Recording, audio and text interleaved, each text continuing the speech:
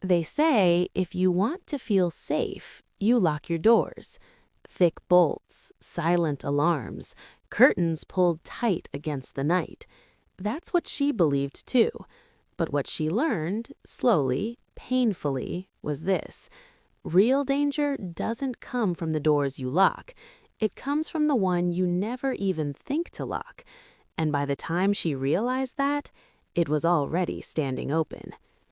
The letter arrived on a Tuesday, a normal, forgettable day, the kind where nothing bad is supposed to happen.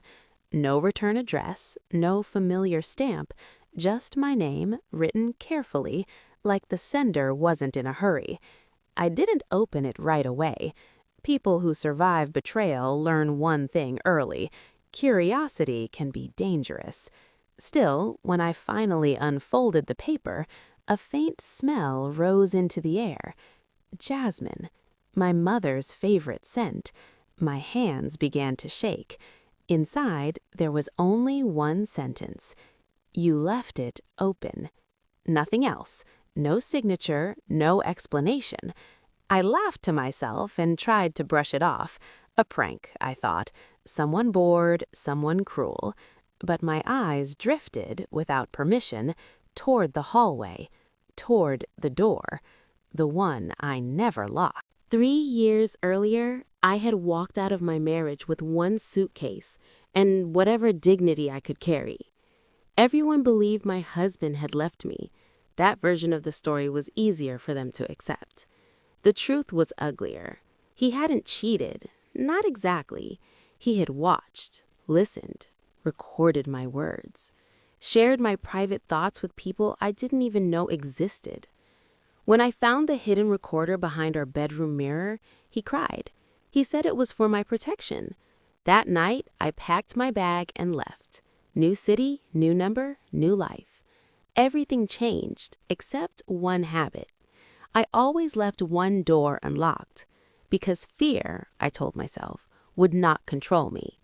The second message came 2 days later, not a letter this time, a voicemail. I don't remember my phone ringing, only the notification blinking when I woke up. Unknown number, one new message. I pressed play. Static, breathing. Then my voice, laughing, saying something I had said inside my apartment the night before. The message ended with a whisper, still open. I didn't scream. I didn't cry. I sat completely still, because in that moment, I understood something cold and final. This wasn't meant to scare me. It was meant to remind me. I went to the police. They listened politely, took notes, asked if I had enemies. I almost laughed. Everyone has enemies. Most of them just hide it better. Without proof, they said there was little they could do. Stronger locks, security cameras, pepper spray. They didn't understand. The danger wasn't outside. That night, I locked every door, even the one I never locked. I slept with the lights on. At exactly 3:17 a.m., my kitchen light turned off. I hadn't touched the switch. My phone buzzed instantly. A text message. You finally noticed. I ran. Not out of the apartment. Into the bathroom. Locked the door. Held my breath so tightly my chest burned. Then came the knock. Soft. Slow. Patient. Like someone who knew I wasn't going anywhere. Do you know, a calm voice said from the other side, how hard it is to protect someone who refuses to listen? I froze, because I recognized the voice, and that was the worst part. It wasn't my ex-husband. It was my best friend, the woman who helped me move, who cried with me, who told me I was strong. You left the door open, she said gently, every time. She told me everything. How my husband came to her first, how concern turned into watching, watching into control, control into obsession. And when I left him, she took over. To keep you safe, she said. I laughed, a sharp, broken sound. You destroyed my life, I whispered. No, she replied calmly.